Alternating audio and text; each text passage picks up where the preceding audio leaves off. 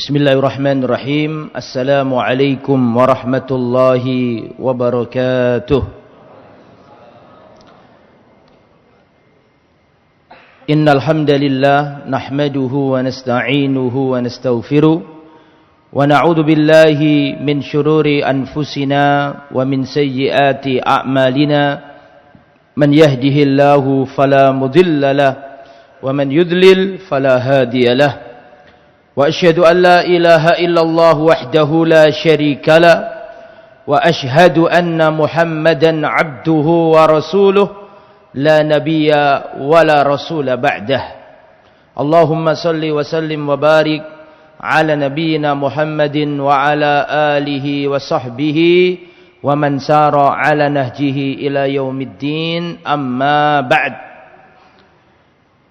Para hadirin, Bapak Ibu, saudara-saudariku warga Lamongan, rahimani wa rahimakumullah. Pertama, alhamdulillah kita bersyukur kepada Allah dipermudah langkah kaki kita menuju Masjid Namira yang kita cintai ini. Mudah-mudahan perjalanan kita ke tempat ini menggugurkan dosa-dosa kita semua. Amin ya rabbal alamin. Yang kedua, semoga solawat serta salam tetap tercurahkan kepada baginda Muhammad sallallahu alaihi wasallam beserta istri-istri beliau, keluarga beliau, para sahabat beliau, dan seluruh umatnya yang setia berjalan di atas sunnah dan ajaran beliau. Amin ya rabbal alamin. Dan tak lupa kita ucapkan, kita aturkan matur nuwun jazakumullah khairan katsiran untuk seluruh pengurus yayasan dan ta'mir Masjid Namira. Mudah-mudahan apa yang sudah diupayakan demi makmur dan tegaknya majelis ilmu di Masjid Namira ini, semoga itu semua dicatat oleh Allah menjadi timbangan atau pemberat timbangan di akhirat kelak. Amin ya rabbal alamin. Dulur-dulur, materi kita pada kesempatan kali ini adalah sirah sahabat. Dan sahabat yang akan kita ceritakan kali ini adalah sahabat Nabi yang mulia, Sayyiduna Anas bin Malik radhiyallahu anhu. Jadi sekarang kita akan membahas sahabat Nabi yang bernama Anas bin Malik.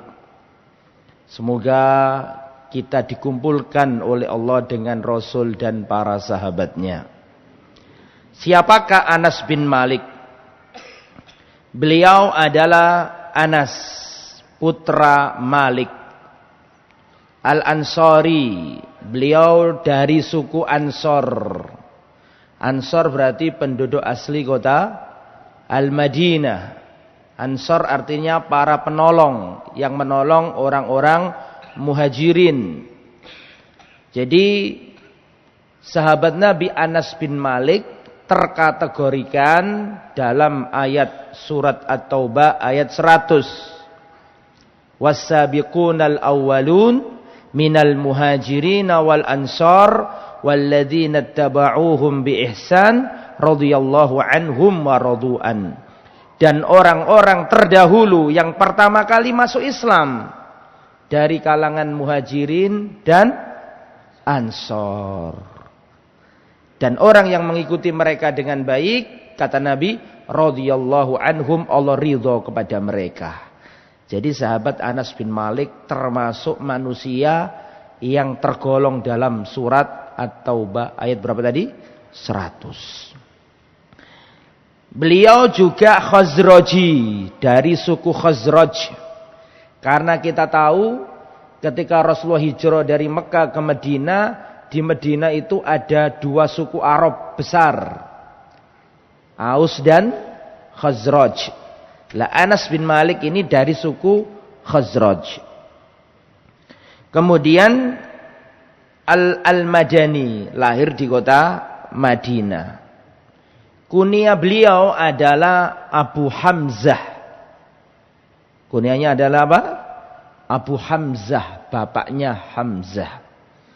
Al-Muhaddis, ahli hadis, termasuk manusia yang paling banyak periwayatan hadisnya. Al-Mukri, ahli Al-Quran. Al-Imam, Al-Mufti, termasuk ahli fatwa. Lah Anas bin Malik ini punya julukan khusus yang tidak dimiliki sahabat Nabi yang lain. Ya, saya ulangi, Anas bin Malik ini punya julukan yang julukannya ini hanya beliau yang punya julukan ini. Atau ya, yang paling dikhususkan untuk beliau, yaitu beliau diberi gelar Khadimur Rasul sallallahu alaihi wasallam, pelayannya Rasulullah. Jadi Anas bin Malik ini titelnya adalah pelayan Rasulullah. Pelayan itu ya konotasinya enggak baik. Tapi ketika dinisbatkan kepada orang mulia seperti Rasulullah, maka jadi apa? Jadi baik. Pelayannya siapa dulu? Nek pelayani menungso biasa ya rendahan. Tapi nek pelayannya Nabi, ini kemuliaan, ini keistimewaan. Pelayan itu kurang, konotasinya kurang baik. Tapi kalau pelayan masjid itu mulia. Nah seperti itulah. Lah Anas bin Malik ini julukannya pelayan Nabi. Anas bin Malik ini lahirnya 10 tahun sebelum Rasulullah hijrah ke Madinah. Berarti Anas bin Malik lahir umurnya Nabi kira-kira berapa? Saya ulangi ya, saya ajak panjenengan berpikir nih. Anas bin Malik ini lahir 10 tahun sebelum Rasulullah hijrah ke Madinah. Nah, berarti kita tahu Rasulullah kan diangkat jadi Nabi umur berapa? 40 tahun. Dakwah di kota Mekah 13 tahun, baru hijrah ke Madinah. Nah, berarti umurnya Nabi berapa? 43 tahun. Jadi Anas bin Malik lahir itu umurnya Nabi sudah 43 tahun. Betul? Ketika Rasulullah Shallallahu Alaihi Wasallam hijrah ke Madinah, umurnya Anas bin Malik masih berapa? 10 tahun. Betul? Betul? Nah, berarti Rasulullah Shallallahu Alaihi Wasallam waktu hijrah ke Madinah umur 53 tahun, itu posisi Anas bin Malik masih umur 10 tahun, masih bocah kecil. Jadi Anas bin Malik ini ketika Rasulullah hijrah ke Madinah, emaknya Anas bin Malik namanya Ummu Sulaim. Saya ulangi ya, emaknya Anas bin Malik namanya Ummu Sulaim. Bapaknya namanya Malik. Malik ini mati secara jahiliyah, enggak masuk Islam. Otomatis Anas kan jadi anak yatim, betul? Betul apa enggak? Betul. Terus Ummu Sulaim ini mendidik anaknya dengan baik. Ummu Sulaim ini, yakni emaknya Anas bin Malik tadi, dilamar sama orang Arab namanya Abu Tolha. Pada waktu itu Abu Tolha kafir, kaya raya Abu Tolha ini. Dalam riwayat Abu Tolha ini punya kebun di depan Masjid Nabawi. Kaya raya Abu Tolha ini. Abu Tolha ini ngelamar emaknya Anas bin Malik, yaitu Ummu Sulaim. Kata Ummu Sulaim begini, wahai Abu Tolha, lelaki sepertimu itu tidak layak untuk ditolak. Tapi kamu itu lelaki kafir. Aku enggak mungkin menerimamu sebagai suamimu. Ditolak Abu Tolha ini. Terus Abu Tolha ini merasa, loh aku ini kaya raya loh kok ditolak. Datang Abu Tolha kepada Ummu Sulaim, emaknya Anas bin Malik tadi itu. Wahai Ummu Sulaim, aku ingin menikah denganmu. Kata Ummu Sulaim, sudah, kau lelaki kafir, aku wanita muslimah. Kau enggak boleh menikah dengan aku. Aku nggak minta mahar apa-apa. Seandainya kamu masuk Islam, maka keislamanmu menjadi mahar untukku. Akhirnya Masya Allah Abu Tulha ini datang ke Nabi, masuk Islam, dan Islamnya baik. Otomatis Anas bin Malik punya bapak sambung. Betul nggih? Waktu Anas bin Malik umur 10 tahun itu kira-kira SD kelas 4. Betul? Anas bin Malik masih kecil banget itu. Kurang lebih umur 10 tahun lah. Itu Ummu Sulaim bawa Anas bin Malik ke Rasulullah. Ya Rasulullah, ini adalah anakku, pinter, cerdas. Tolong izinkan dia selalu bersamamu.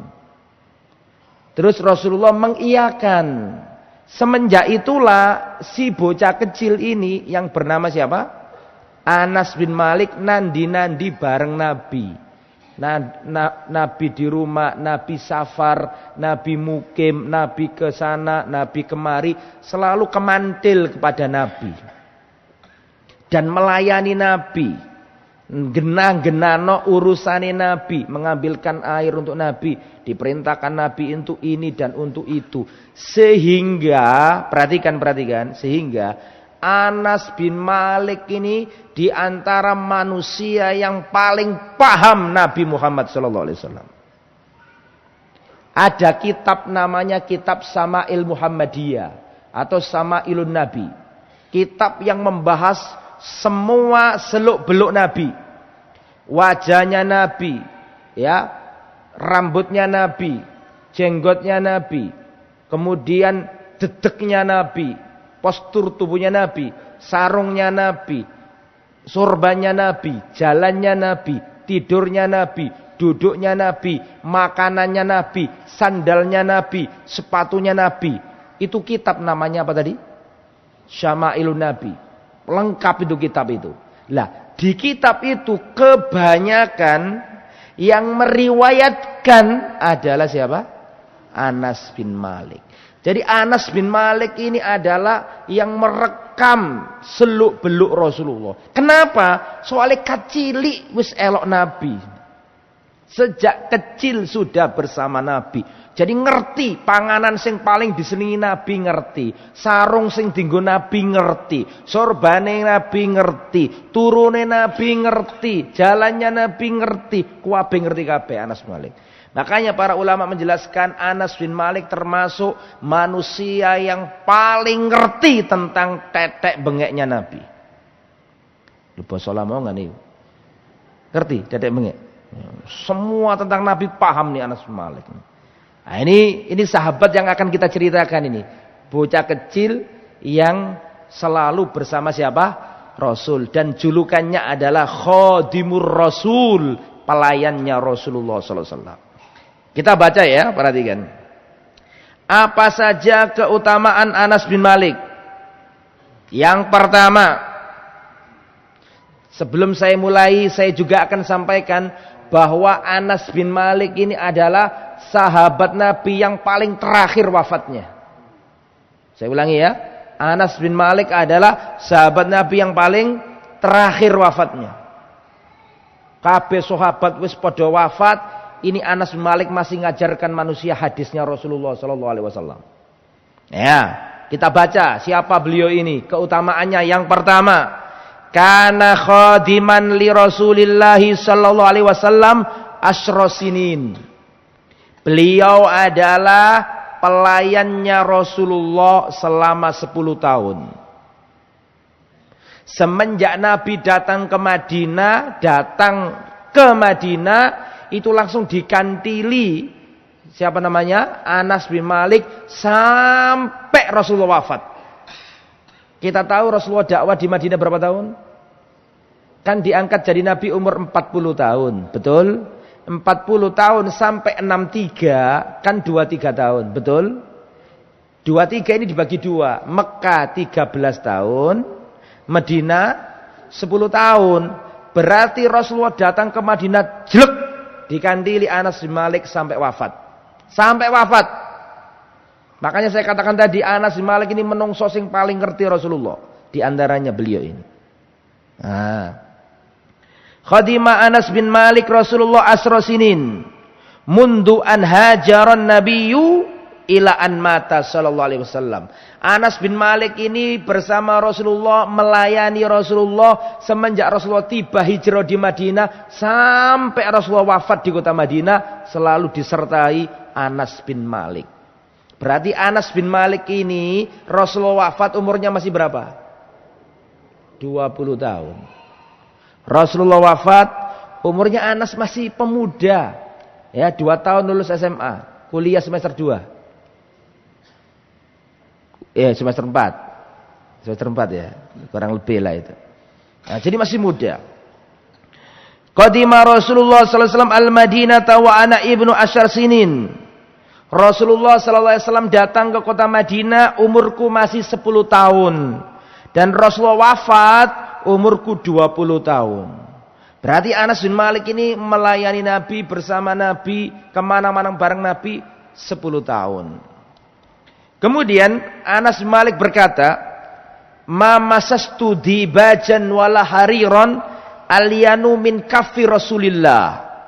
Tidak pernah aku menyentuh sutra ya yang lebih lembut dari tangannya Rasulullah. Maksudnya itu, aku biasa pegang sutra, tapi sehalus-halusnya sutra tidak bisa ngalahkan halusnya tangan Rasulullah SAW. Wala syamamtu raihatan qat atyab min raihati Rasulillah. Tidak pernah aku mencium minyak wangi yang paling wangi yang melebihi wanginya aroma Rasulullah SAW. Rasulullah wangi, Pak. Ketika Rasulullah wafat, datang Abu Bakar membuka kainnya dan dicium oleh Abu Bakar keningnya Rasulullah ini sininya, dicium Abu Bakar, itu Abu Bakar berkata, "Tibta hayyan wa mayitan ya Rasulullah." Engkau selalu wangi ya Rasulullah, baik ketika hidup maupun wafat. Rasulullah itu wangi. Bahkan ada di antara sahabiat itu yang menyimpan keringatnya Nabi. Nek keringati bojomu ojo, Bu. Mambu. Tapi ini keringati Rasulullah disimpan sama sahabat. Lu ya ada. Ya, ada. Karena wangi Rasulullah sallallahu alaihi wasallam. Nah, kemudian laqad khadimtu Rasulullah asra sinin. Aku melayani Nabi selama 10 tahun. Fama qala liqatun uffin wala qala li syai'in fa'altuhu lima fa'altahu wala li syai'in lam af'alhu ala fa'alta kadza. 10 tahun aku melayani Nabi, tidak pernah sekalipun Nabi membentak aku. Nabi tidak pernah mengomentari apa yang aku kerjakan. Kenapa kamu kerjakan ini? Dan Nabi tidak pernah mengomentari apa yang tidak aku kerjakan. Kenapa kok kamu tidak mengerjakan ini? Paham maksudnya? Jadi benar-benar disayang nih Anas bin Malik, tidak pernah dimarahi Rasulullah Sallallahu Alaihi Wasallam. Anas bin Malik juga berkata, "Kana Rasulullah Sallallahu Alaihi Wasallam ahsanan nasi khuluqa." Rasulullah adalah manusia yang paling bagus akhlak perilakunya. Baik Rasulullah. Rasulullah itu akhlaknya itu ya Al-Qur'an yang berjalan. Jadi sing nduk jerone Al-Qur'an itu ya Rasulullah kabeh ngono kene. Ngomongi ya kaya Al-Qur'an. Keberaniannya ya kaya Al-Qur'an. Jadi semua akhlak baik yang ada dalam Quran itu ada pada diri Rasulullah SAW. Yang nomor 2, keutamaan yang nomor 2. Wa min manaqibihi anna Nabiy sallallahu alaihi wasallam da'alahu. Termasuk keutamaan Anas bin Malik. Anas bin Malik ini termasuk sahabat Nabi yang kena doanya Rasulullah. Doa luar biasa dan mustajabah. Karena nek jare wong Jawa ngenger ngawula elok wong kan gitu kan. Soale wonge apik, nurut, akas, Rasulullah gak tega didongakno Nabi. Lah dongane Nabi iki mandi terlaksana semua. Anas bin Malik ini yang didoakan Nabi ini terbukti semuanya. Bagaimana doanya? Nah, perhatikan. Yaqulu Anas bin Malik bercerita, dulu ibu saya, siapa tadi namanya? Ummu Sulaim membawa aku ke Rasulullah. Aku masih kecil, masih 10 tahun. Berarti kan SD kelas 4. Kurang lebih ya kan? Kurang lebih SD kelas 4 itu aku dibawa Rasulullah SAW. Masih kecil. Dibawa ke Rasulullah SAW oleh ibuku Ummu Sulaim. Terus Ummu Sulaim ibuku berkata, "Ya Rasulullah, ini adalah Anas anakku. Biarkan dia bersamamu." Ini cerdasnya ibu ini. Luar biasa cerdasnya Ummu Sulaim. Dan Rasulullah itu senang sama Ummu Sulaim. Dan Ummu Sulaim itu sukunya Najariyah. Sebentar, kita putus sejenak. Saya ingin menerangkan asal usulnya Ummu Sulaim. Rasul dulu waktu Namira yang baru ini mulai, dulu aja ada kajian Sirah Nabawi. Masih ingat toh? Saya sampaikan di tempat ini bahwa Nabi punya kakek namanya Abdul Muthalib dan mbah buyutnya. Kalau kakeknya kan Abdul Muthalib, kalau mbah buyutnya Nabi Hashim. Lihat saya, Muhammad bin Abdullah bin Abdul Muthalib bin Hashim. Berarti Hashim apanya Nabi? Buyut. Hashim ini buyutnya Nabi, pernah dagang ke Syam, mampir di Medina. Karena Medina kan di utara. Jadi Mekah ke Medina ke Palestina. Sebelum sampai ke Palestina, Hashim ini singgah di Medina, nikah sama perempuan di kota Madinah namanya Salma binti Amr. Setelah nikah ya kumpul suami istri, kemudian Hashim mbah buyutnya Nabi ini pergi ke Palestina dan dagang di sana, terus wafat di kota Gaza, Palestina. Gaza, wafat di sana. Jadi mbah buyutnya Nabi itu kuburannya nggak ada di Mekah. Kuburnya di mana? Gaza. Lah, Mbah Hashim ini adalah ketua suku di Mekah, orang hebat di kota Mekah. Mbah buyutnya Nabi itu suka ngasih jemaah haji makan-makan gitu, minum-minum. Jadi orang baik lah di kalangan jahiliyah pada waktu itu. Lah, terus digantikan adiknya namanya Muthalib. Bukan Abdul Muthalib, Muthalib. Muthalib ini ingat kalau dulu Hashim itu pernah nikah sama orang mana? Orang Madinah, Yasrib. Namanya siapa tadi perempuannya? Salma binti Amr. Ternyata punya anak Hashim di situ itu. Lah anaknya inilah namanya Abdul Muthalib. Paham? Akhirnya Abdul Muthalib itu diambil sama orang Mekah, saudara-saudaranya, paman-pamannya ngambil Abdul Muthalib dibawa ke Mekah. Lah Abdul Muthalib nanti ini jadi kakeknya Nabi. Berarti saya mau tanya kepada antum semuanya. Berarti Nabi itu punya keluarga di Medina apa enggak? Punya, karena mbah buyut putrinya Nabi itu orang Medina. Dari suku Najariyah tadi itu. Nah Ummu Sulaim ini Najariyah. Pak ojo bingung ya. Aku sepegel nyampe iki soalnya. Jadi yang ingin saya sampaikan begini ya. Rasulullah itu punya darah Medina. Tapi dari jalur nenek. Jelas? Nenek putrinya dulu, bukan nenek, mbah buyut putri Rasulullah itu dari Medina. Karena dulu mbah buyutnya nikah sama orang Medina. Namanya Salma binti Amr. Sukunya apa tadi? Najariyah. Lah Ummu Sulaim ini emaknya Anas bin Malik ini Najariyah. Sukunya. Berarti kan masih dirunut-runut sik mambu bolo gitu loh. Ya jelas tak? Ya jadi kelop ini. Wah Anas yo pinter, emaknya Ummu Sulaim yo sik mambu bolo karo Rasulullah sallallahu alaihi wasallam. Lah wong Arab kan ngiling-ngiling nasabe piye? Nek kita mbab canggamu gak ono sing ngerti kene iki. Ya, canggamu buyutmu kadang-kadang gak ero ya kan. Nek wong Arab apal kabeh. Lah ketemu. Lah sehingga Rasulullah sama Ummu Sulaim juga dekat, sik mambu bolo kata orang Lamongan. Oke ya. Nah, kembali ke materi. Jadi ini Ummu Sulaim An-Najariyah ini bawa anaknya yang kasih kecil tadi itu umur 10 tahun dibawa ke Rasulullah. Ya Rasulullah, ini anakku, tolong biarkan dia bersamamu ngeladeni panjenengan ya Rasulullah. Terus kata umiknya, ya Rasulullah tolong doakan bocah kecil ini. Akhirnya didoakan sama Nabi. Allahumma aktsir malahu. Ini masih kecil loh. Masih umur berapa tadi? Kurang lebih 10 tahun. Didoakan Nabi. Allahumma aktsir malahu, ya Allah perbanyaklah hartanya anak ini. Wa waladahu, dan banyakkanlah anaknya. keturunannya. Wa barakalahu fima ataitau, dan berikan keberkahan kepada harta dan anak keturunannya. Zaman berjalan terus, kemudian Rasulullah wafat, kehidupan berlanjut, Anas bin Malik ini kaya raya. Dan anaknya sampai 100. Mesti ini bojone gak siji. Ya, mesti ini gak siji ya. Jadi anaknya itu 100, gak iso mbayangno iku. Ya, anaknya Anas bin Malik 100 dan umure dawa. Termasuk sahabat Nabi yang paling apa? Akhir wafatnya, kabeh sahabat wis padha wafat, ini Anas bin Malik ngajari menungso hadis Nabi bin hadis ini. Dan beliau hijrah ke Syam, ke Basra. Beliau wafat di Basra. Menyebarkan ilmu Islam itu. Pindah dari Madinah ke Basra. Basra kalau sekarang mana? Irak. Basra di Irak sana.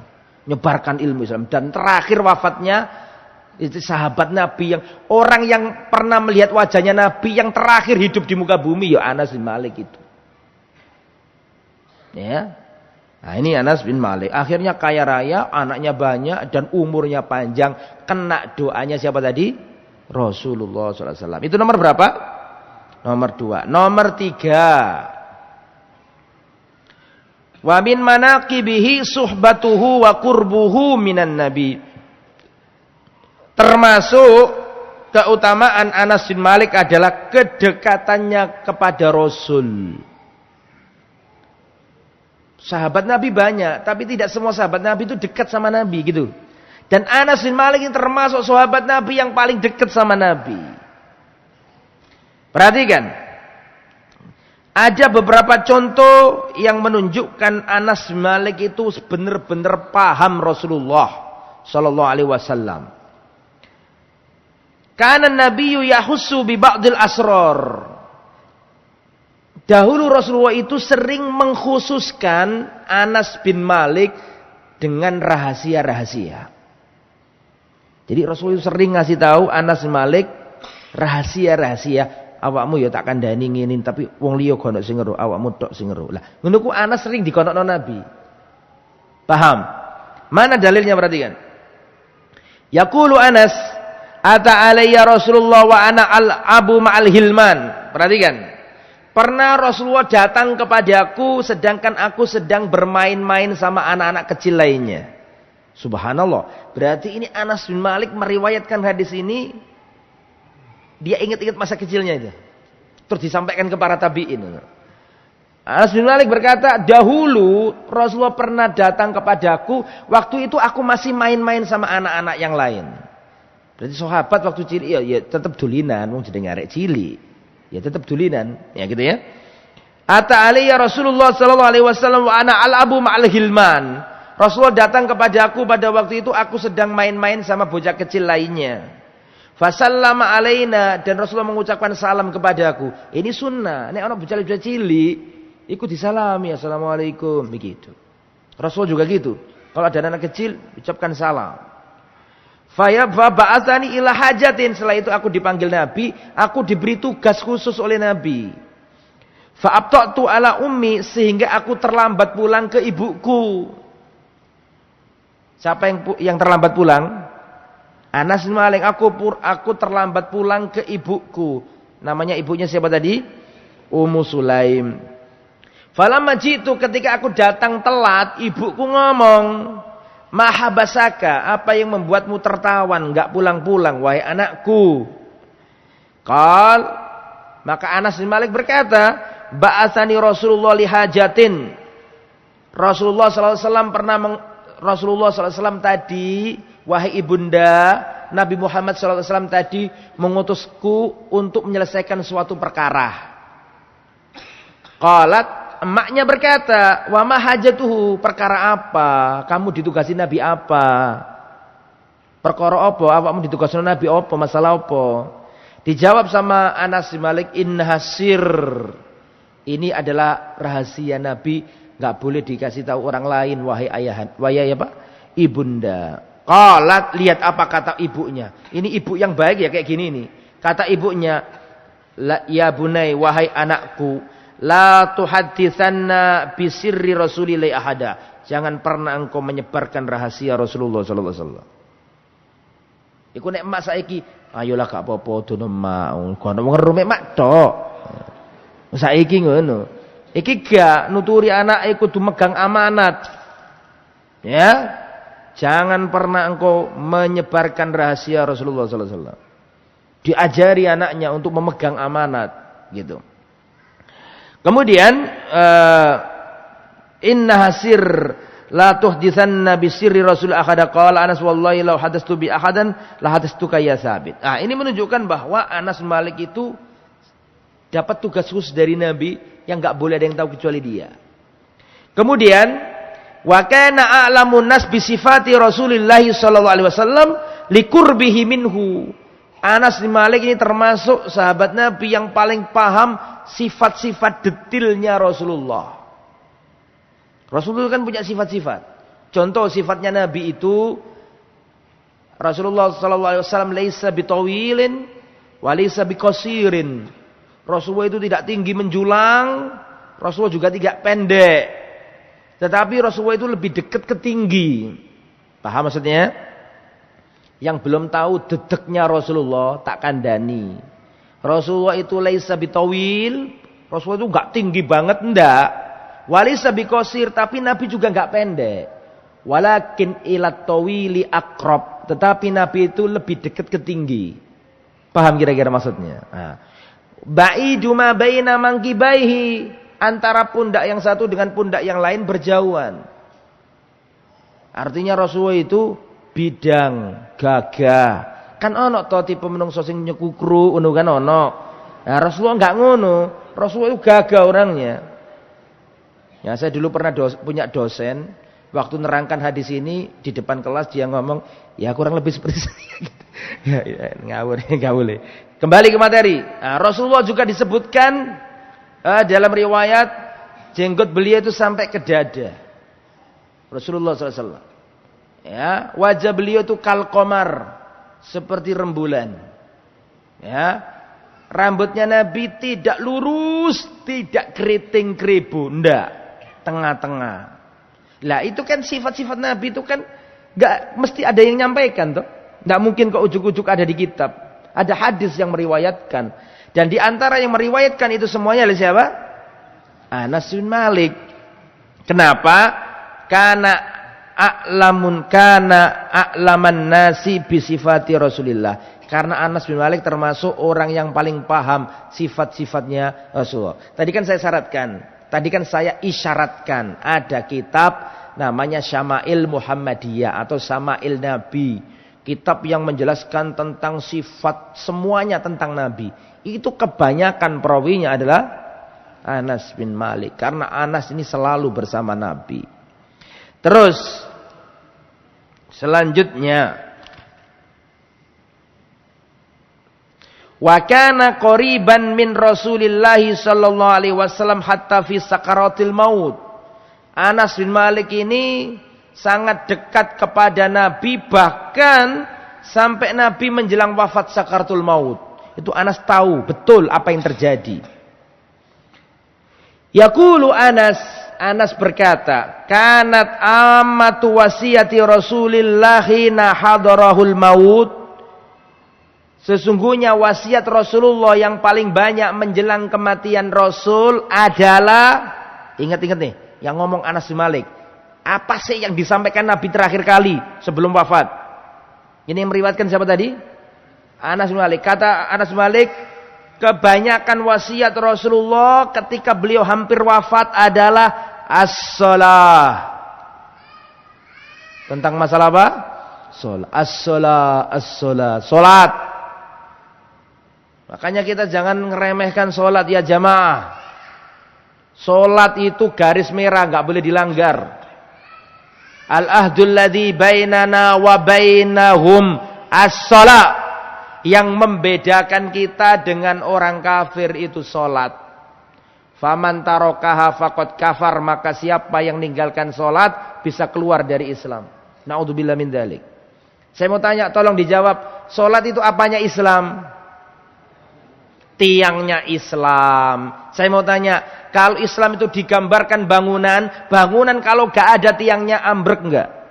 Ambrek. Podo wong KTP ini Islam tapi gak pernah sholat. Podo karo bangunan gonok cagae. Ambrek. Gak dianggap. Meskipun tulisannya Islam. Hati-hati, masalah sholat ini gak boleh dilanggar ya jemaah. Itu wasiat terakhir Nabi. Ya, wasiat terakhir Nabi. Salat ini perhatikan, awwalu ma yuhasabu bihil abdu yaumal qiyamah as-shalah. Yang pertama kali dihisab pada hari kiamat adalah salat. Banyak orang yang kurang paham dan berkata, meskipun aku ini tidak salat, meskipun suamiku enggak salat Ustaz, tapi dia itu baik, tidak pernah nyuri, tidak pernah korupsi, tidak pernah bentak saya, enggak pernah judi, enggak pernah minuman keras. Dia mengira bahwa dosanya zina lebih gede daripada dosanya sholat, daripada dosanya meninggalkan sholat. Padahal yang benar, perhatikan, padahal yang benar dosanya berzina itu besar, tetapi dosanya meninggalkan sholat lebih besar daripada dosanya berzina, minuman keras, bahkan membunuh nyawa. Tapi banyak yang nggak paham itu. Orang zina 1000 kali tidak mengeluarkan dia dari Islam. Selama dia mengimani bahwa zina itu haram, dia yakin dirinya berdosa. 1000 kali orang berzina tidak mengeluarkan orang ini dari apa? Islam. Tapi nek wong gak sholat, podo karo bangunan gonok cagae. Islami apa? Hilang. Hati-hati. Jangankan orang yang tidak sholat ya jamaah, orang yang sholat saja itu loh bisa celaka. Saya ulangi ya, jangankan orang yang tidak sholat, orang yang sholat saja itu masih terancam kecelakaan. Fawailul lil musallin, celaka dan binasa bagi orang yang sholat. Yang bagaimana? Alladzina hum an salatihim sahun, yaitu orang yang sholat tapi lalai. Apa sih makna lalai dalam sholat? Satu, mengakhirkan waktunya. Matahari wis lurup ge sholat asar. Wong sholat sing ngene iki celaka padahal sholat. Daneo sing gak sholat. Sahun itu lalai. Siji ngakhir-ngakhirno waktune. Loro enggak khusyuk. Telu ndak ana tumaknina, kaya sing salat sing cepet iki lho. Tarawih 23 mek 7 menit lho. Nah, itu bahaya itu. Termasuk sahun dalam salat. Nah, termasuk juga wa idza qamu ila sholati qamu kusala yurauna an-nas wa la yadhkuruna Allah illa qalila. Salat tapi nek ana azan itu malas-malas. Nek salat itu ditakoni tadi imame maca surat apa? Loh iya, maca surat apa tadi itu? Loh padahal ngrungokno. Tapi soal gelambiar. Nah, iki jenenge sahun, Pak. Lah, sahun sing ngene iki itu loh masih apa? Celaka. Apalagi wong sing gak salat, tambah nemen. Masalakakum fi saqar. Kenapa kamu meninggal? Kenapa kamu kok masuk neraka sakor? Jadi di akhirat nanti itu ada neraka khusus kanggo wong sing gak pernah sholat. Atau ada neraka yang diperuntukkan untuk orang yang gak sholat. Jenengin neraka apa? Sakor. Masalakakum fi sakor. Loh kenapa kamu kok masuk neraka sakor? Qalu, mereka menjawab, lam naku minal musallin. Dulu waktu di dunia aku gak sholat. Makanya sampai nakal koyo opo tetep ojo sampai gak sholat. Meskipun ya ojo nakal. Ya. Meskipun ya ojo nakal. Tapi sholat itu garis merah, Pak. Gak boleh dilanggar. Nih perhatikan. Syariat sholat ini beda dengan syariat-syariat yang lain. Syariat sholat ini Nabi tidak, ketika turun syariat sholat 5 waktu, Nabi tidak di bumi, datang dari langit di bawah Jibril, enggak. Tapi Nabi yang diangkat ke langit. Betul? Betul napa mboten? Peristiwa napa niku? Masalah zakat lewat malaikat Jibril turun, malaikat membawa wahyu. Gini badan. Masalah haji turun, Rasulullah di bumi. Masalah zakat turun dari langit, Rasul di bumi. Masalah puasa, bakti ke orang tua, masalah akikah, masalah kurban, kabeh syariat Allah turun. Nabi di bumi diturunkan, kecuali satu syariat. Apa itu? Dalam salat iki gak geme-geme loh ya. Salat iki sampai gak pakai Jibril. Tidak pakai apa? Jibril, tapi Nabi sendiri di Isra Mi'rajkan oleh Allah. Subhanalladzi asra bi 'abdihi lailan minal masjidil harami ilal masjidil aqsal ladzi barakna haulahu linuriyahu min ayatina. Allah Isra Mi'rajkan Nabi dari Mekah ke Masjidil Aqsa, dari Masjidil Aqsa dinaikkan ke Sidratul Muntaha, bahkan Jibril tidak sanggup. Terus Nabi dapat syariat 5 waktu. Makanya masalah sholat jok tinggu sembarangan. Perhatikan ya. Jangan sisakan waktumu untuk sholat. Tapi sediakan waktumu untuk sholat. Ya. Ini penting masalah sholat. Dan itu wasiat Nabi yang apa? Terakhir. Ya. Jadi saya ulangi kembali ke materi tentang Anas bin Malik ini. Yaqulu Anas bin Malik. Kanat amatu wasiyati Rasulullah hina hadrahul maut as-salatu wa ma malakat aymanukum. As-salat wa ma malakat aymanukum. Jadi wasiat terakhir Nabi adalah satu salat. Yang kedua wa ma malakat aymanukum, budak-budak kalian. Jangan membebani budak di luar batas kemampuannya. Kemudian ikhwatal iman, jadi itu menunjukkan bahwa itu Anas bin Malik berarti benar-benar apa? Tahu di situ. Makanya dikatakan tadi Anas bin Malik ini Rasulullah datang ke Madinah, langsung dibarengi sama Anas bin Malik sampai Rasulullah apa? Wafat. Termasuk sahabat Nabi yang paling paham tentang Rasul Muhammad sallallahu alaihi wasallam. Kemudian ikhwatal iman rahimani wa rahimakumullah. Wa kana a'laman nas bi sya'nil hijab hina unzila ala Rasulillah. Anas bin Malik ini termasuk manusia yang paling paham tentang cerita turunnya ayat jilbab. Karena beliau praktisinya, pelakunya. Ayat itu turun ketika ada Anas bin Malik. Ceritanya bagaimana? Begini ceritanya.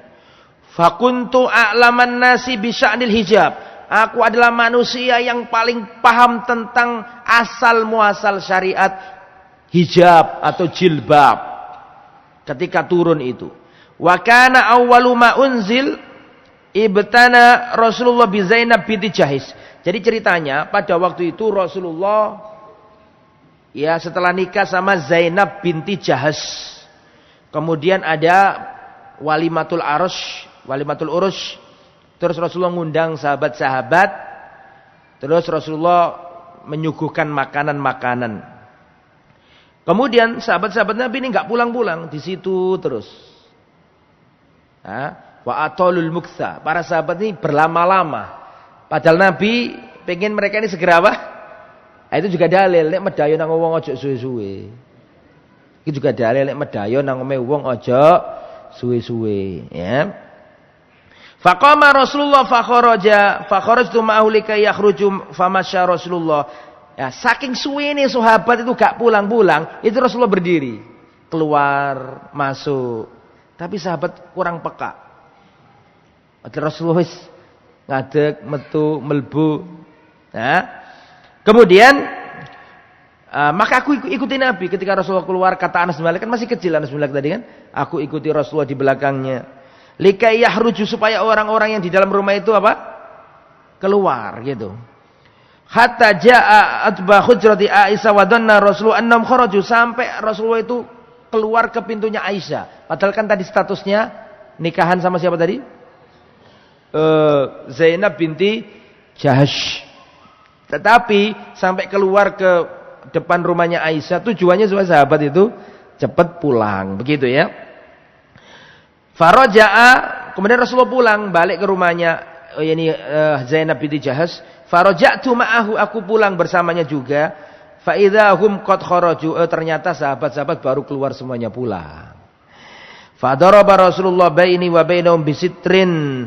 Maka Rasulullah sallallahu alaihi wasallam membuat hijab antara diriku dan keluarganya. Semenjak itu aku gak kelihatan keluarganya Nabi. Kan ini kan bocah cilik kan, gelibet bersama Rasulullah. Ya tahu istrinya Nabi, tahu wajahnya istrinya Nabi. Tapi turun ayat hijab itu, maka Rasulullah membuat apa? Hijab. Ya mungkin lama-lama kan Anas besar juga, betul kan? Supaya namanya aurat tetap aurat. Meskipun ini arek kecil ikut, ya tetap tidak boleh kan gitu.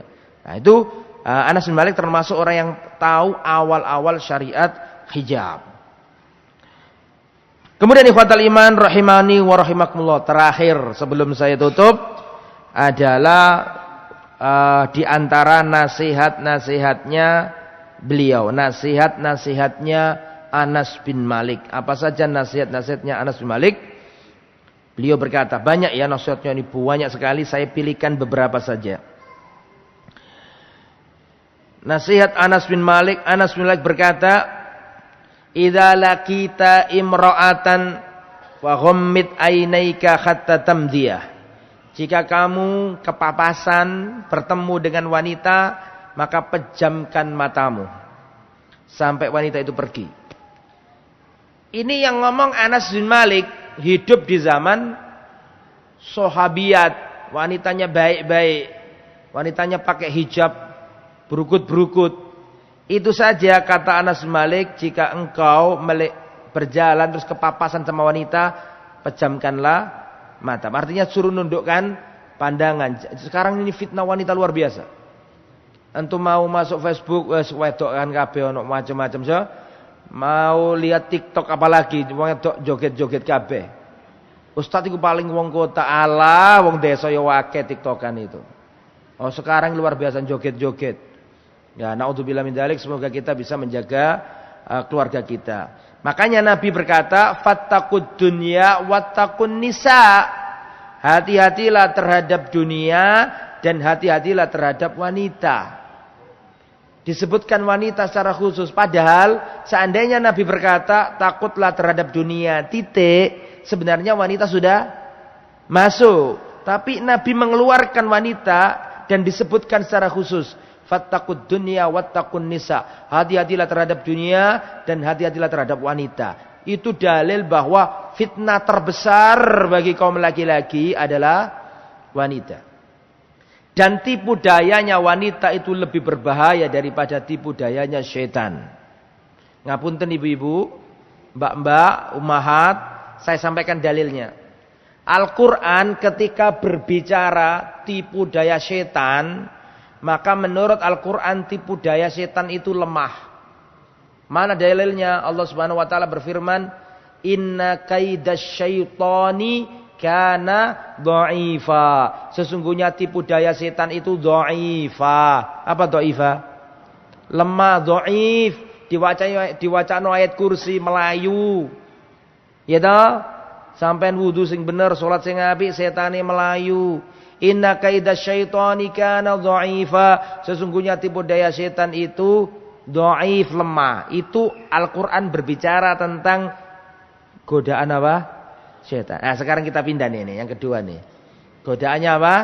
Wanita. Mohon maaf ibu-ibu ya, saya sampaikan. Di dalam Al-Qur'an dikatakan inna kaidakunna azim. Sesungguhnya tipu daya kalian wahai wanita iku azim. Apa azim artinya? Besar. Jadi lebih berbahaya. Makanya hati-hati ibu-ibu, jangan sampai menjadi penolong setan untuk menjerumuskan kaum laki-laki. Wanita itu kalau membuka auratnya dia dua dosa. Dosa yang pertama, dia sendiri melanggar aturan Allah. Dosa yang kedua, dia menyebabkan kaum laki-laki berdosa. Ya, naudzubillah min dzalik. Ini juga bapak-bapak, perhatikan untuk bapak-bapak nih. Ya, ada hadisnya Nabi, la yadkhulul jannata dayyus. Tidak masuk surga ad-dayyus. Nabi ditanya, "Ya Rasulullah, dayyus itu siapa?" Dayyus adalah orang yang hilang rasa cemburunya. Istrinya dibuat tontonan orang, enggak malu, enggak loro hati, hilang cemburunya. Istrinya berboncengan sama laki-laki lain sekantornya, enggak loro hati, enggak cemburu. Ini laki-laki yang kayak gini enggak bisa masuk surga. La yadkhulul jannata ad-dayyus. Tidak masuk surga ad-dayyus. Siapa dayyus itu ya Rasulullah? Orang yang membiarkan kekejian terjadi di rumah tangganya. Anaknya dibonceng laki-laki. Ndak apa-apa nak, sing hati-hati yo. Betul iki perawane lho. Anak sing perawan didulini wong lanang, dijak delok bioskop, tambah dituturi, sing hati-hati nak yo. Ya, ini ndak boleh, harusnya ndak boleh nak. Ya, harus halal dulu, harus nikah dulu. Lah setelah halal tetap nggak boleh lihat bioskop ya. Itu yang bisa disampaikan ya, semoga bermanfaat. Mohon maaf atas segala kekurangan dan kekhilafan. Semoga tetap istiqomah, semoga tetap diberi kemudahan dalam ketaatan. Kita tutup dengan bacaan kafaratul majlis. Subhanakallahumma bihamdika asyhadu an la ilaha illa anta astaghfiruka wa atubu ilaik. Wassalamualaikum warahmatullahi wabarakatuh.